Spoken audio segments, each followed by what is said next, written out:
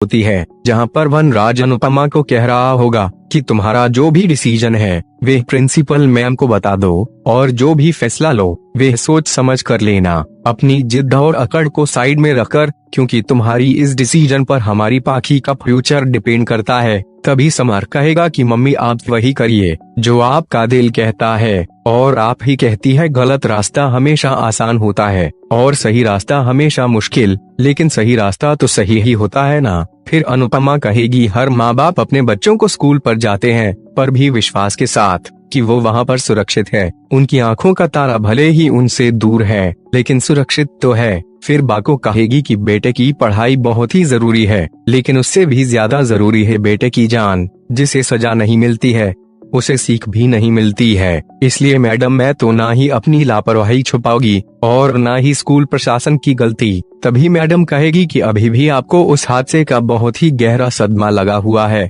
मैं तो सिर्फ आपसे इतना रिक्वेस्ट करूंगी कि आप अच्छी तरह से सोच समझकर अपना फाइनल डिसीजन कल सुबह तक मुझे बता दीजिए। वो कहकर वहाँ से जा रही होगी। तभी अनुपमा उसे कहेगी मैं गलत नहीं हूँ और आप भी यह जानती हो। तभी मैडम कहेगी कि मैं सिस्टम को भी जानते हूँ। वो कहकर वहाँ से चली जाएगी। तो वही दिखाया जाएगा कि वनराज काव्या के घर पर जाएगा। तभी काव्या उसे कह रही होगी कि अनुपमा ठीक तो है ना। तभी वनराज कहेगा ठीक है, लेकिन उसके हाथ थोड़े से जल गए हैं और तुम अभी मुझे यह मत कहना कि तुम वहाँ पर क्यों गए थे, क्योंकि मुझे वहाँ पर पाखी ने बुलाया था।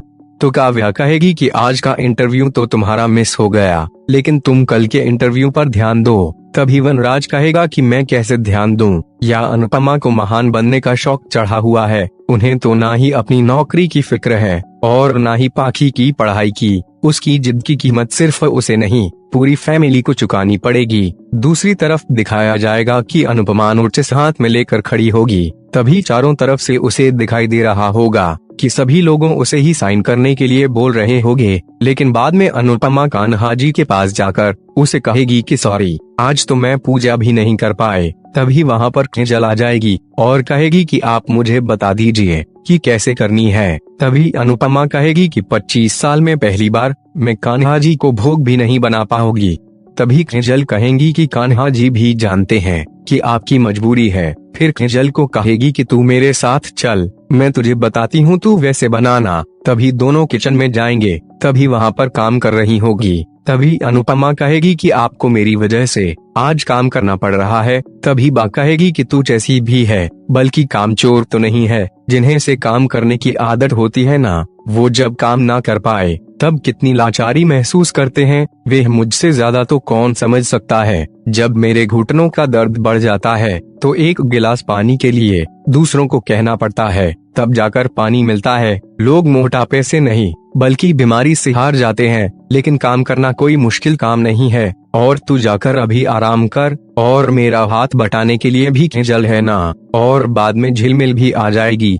तभी अनुपमा इमोशनल हो जाएगी और बा को कहेगी कि काश मैं कुछ कर पाती। तभी बा कहेगी कि तू चाहे तो कर सकती है, तू और बर्बादी होने से रोक सकती है। बाद में दिखाई देगा कि सभी लोग नाश्ता करने के लिए बैठे होंगे। तभी पाखी पोहा खा रही होगी तो किंजल बताएगी कि वह मैंने बनाया है। फिर समर खाकर कहेगा कि ठीक तो है, इसमें क्या प्रॉब्लम है। तभी तो शिव कहेगा कि तुम काव्या के हाथ का स्नेकस खाकर तुम टेस्ट ही भूल गई हो। तभी पाखी कहेगी कि इसमें टेस्ट ही नहीं है। दूसरी तरफ वह अपने हाथों से ही अनुपमा को खिलाने लगेगी। तो वही समर कहेगा कि अगर भाभी ट्राई कर रही है तो उन्हें सपोर्ट करना तो सीखना। तभी पाखी कहेगी कि समर तू भी किंजू किंजू करने लगा, मम्मी और तो शुभाई तो किंजल भक्त है ही, तूने भी किंजल फैन क्लब ज्वाइन कर लिया ना। तभी अनुपमा कहेगी कि यह क्या तरीका है भाई से बात करने का, तुझे समझाया था ना किंजल तेरी भाभी है। तभी पाखी कहेगी कि घर में किंजल सिर्फ भाभी नहीं सब कुछ है और बेटी कुछ भी नहीं। मैं तो यहाँ आपके लिए आई थी, लेकिन लगता है कि इस घर में मेरे को इम्पोर्टेंट ही नहीं है। वो कहकर अंदर चली जाएगी। तभी बा अनुपमा को कहेगी कि देखा तुमने किंजल की तरफदारी की तो पाखी से बर्दाश्त नहीं हुआ। अब सोच पाखी की जगह स्कूल के बच्चों के बारे में सोचेगी तो क्या वह बर्दाश्त कर पाएगी। अभी तो वह तुझसे गुस्सा है कि तेरी वजह से उसको स्कूल से निकाला गया, तो तुझसे नफरत करने लगेगी। तभी बापूजी कहेंगे कि तुम उनसे चंद से खाने तो दो। तभी बा कहेगी कि मैं क्या उनसे मुंह से निवाला छीन रही हूँ, इसे सिर्फ समझा रही हूँ, समझ जाए तो ठीक है। अगर गलती से पाखी ने कुछ उल्टा सीधा कदम उठा लिया तो इसके जिम्मेदार सिर्फ तू ही रहेगी। दूसरी तरफ दिखाई जाएगा कि वनराज के फोन में किसी का फोन आया होगा और कह रहा होगा कि मैं अभी बात कर लेता हूँ। दूसरी तरफ दिखाया जाएगा कि मीडिया वाले अनुपमा के घर पर आ जाएंगे तो समर उसे रोक रहा होगे। तो मीडिया वाले कह रहे होंगे कि आप हमें जाने दीजिए, हमें उनसे सवाल पूछना है। फिर मीडिया वाले अनुपमा को सवाल करने लगेंगे कि जो हादसा हुआ उसके बारे में हमें आपसे बात करनी है। बाद में मीडिया वाले बहुत ही ज्यादा सवाल करने लगेंगे। तभी वहाँ पर वनराज आ जाएगा और कहेगा केवल न्यूज को ब्रेकिंग न्यूज बनाने की जरूरत नहीं है। तभी मीडिया वाले कहेंगे कि सवाल पूछना हमारा हक है। तभी वनराज कहेगा कि जवाब देना हमारी ड्यूटी नहीं है। हमारी फैमिली में से कोई भी इंसान आकर कोई भी जवाब नहीं देगा। अगर आपको कोई पूछना है तो स्कूल मैनेजमेंट से जाकर पूछिए। उस हादसे की छानबीन चल रही है और जब तक रिपोर्ट नहीं आ जाती तब तक नो कमेंट। तभी मीडिया वाले कहेंगे कि लेकिन आप कौन हैं? अभी वनराज उसे कुछ भी नहीं कहेगा और कहेगा क्या आप लोग यहाँ से चले जाइए। बाद में मीडिया वाले वहाँ से चले जाएंगे तो फिर वनराज अनुपमा को कहेगा कि मुझे तुमसे कुछ जरूरी बात करनी है। फिर पेपर निकालेगा और कहेगा कि इन पर साइन कर दो, और साइन नहीं कर सकती तो तुम अंगूठा भी लगा लो। तभी अनुपमा कहेगी कि यह क्या है? तो वनराज बताएगा कि प्रिंसिपल ने दिया है, जो बातें उन्होंने यहाँ आकर कही वही इसमें लिखा है। स्कूल में जो भी हादसा हुआ उसका इल्जाम अपने सर पर लो और यह मैटर खत्म कर दो। फिर अनुपमा सोच में पड़ जाएगी तो वनराज उसे कहेगा कि तू तो मुझे सेल्फिश कह रही थी, भले ही पाखी का साल बर्बाद हो जाए लेकिन तुम्हारी आंखों पर आंच नहीं आनी चाहिए। तभी बा कहेगी कि वनराज सही कह रहा है, अपना नहीं हमारा नहीं, अपनी बेटी के बारे में तो सोच। तभी बापूजी कहेंगे कि तुम लोग इन्हें क्यों मजबूर कर रहे हो, उन्हें जो फैसला लेना है वह लेगी। तभी वनराज कहेगा कि फैसला नहीं बल्कि बेवकूफी होगी। अगर अनुपमा ने कोई मैनेजमेंट की और प्रिंसिपल की बात नहीं मानी तो उनको स्कूल से निकाल देंगे और पाखी का पूरा साल बर्बाद भी हो जाएगा। तभी वहाँ पर पाखी आ जाएगी तो वनराज उसे कहेगा कि अगर तुम्हारी माँ ने सही नहीं की। तभी पाखी कहेगी कि मम्मी आप सोच क्यों रही हो, मुझे स्कूल से निकाल दिया तो मेरा पूरा साल बर्बाद हो जाएगा, मेरे फ्रेंड मुझसे आगे निकल जाएंगे और मुझे तो कहीं पर एडमिशन भी नहीं मिलेगा। और मम्मी आपने फैमिली तो खराब कर ही दी, अब आप मेरी लाइफ खराब मत कीजिए। बाद में वे अनुपमा को साइन करने के लिए कहेगी लेकिन अनुपमा साइन ही नहीं करेगी तो पाखी कह रही होगी कि मम्मी आप मेरी लाइफ खराब मत करो। तभी अनुपमा कहेगी कि तू भी वहाँ पर ही थी, तुमने देखा ना वहाँ पर बच्चों की क्या हालत हुई थी, और भगवान ना करे अगर वे बच्चों में तू भी होती तो फिर तुम मुझे साइन करने के लिए कहती है। तेरे साथ न सही लेकिन किसी और बच्चों के साथ हुआ है, इसलिए मैं लड़ना चाहती हूँ। मैं तेरी जान के बारे में और सारे बच्चों की जान के बारे में सोच रही हूँ और तुझे तो अपने साल की पड़ी है, एक साल पूरी जिंदगी से बहुत ही छोटा होता है। तभी पाखी कहेगी कि ऐसा जरूरी तो नहीं, जो हो चुका है वह दोबारा हो, स्कूल वाले आगे से ध्यान रखेंगे, मुझे इसके बारे में कोई भी डिस्कशन नहीं करना है, आप इन पर साइन कर दो।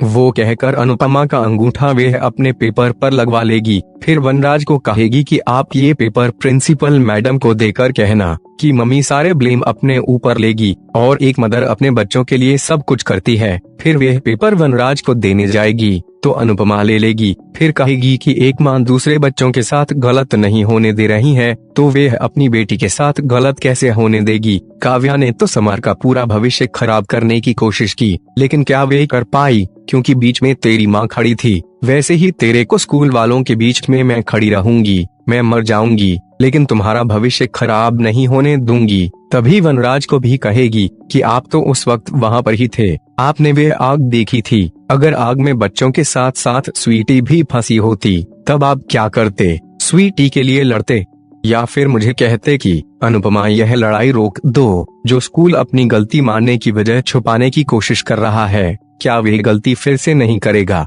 यह सिर्फ स्कूल ही नहीं है, बच्चे का दूसरा घर भी होता है और घर में की गई गलती छुपाई नहीं जाती है बल्कि सही की जाती है। तभी वनराज कहेगा कि तुम कितनी भी बड़ी बड़ी बातें कर लो लेकिन सच यही है कि तुम सिर्फ अपनी ईगो के लिए ही लड़ रहे हो। तभी अनुपमा कहेंगी कि अपने ही स्कूल में शिक्षा और सुरक्षा पर बच्चे का अधिकार होता है, इसलिए लड़ाई में अपने अहंकार के लिए नहीं, उस अधिकार के लिए लड़ रही हो। मैं हर उस बच्चे के लिए लड़ रही हूँ की जान उस आग में जा सकती थी और एक बच्चे के लिए और ऐसे हादसे में जा सकती है। तो वनराज कहेगा कि स्कूल ने एक छोटी सी लापरवाही की है, तो इतना बढ़ाने की क्या जरूरत है।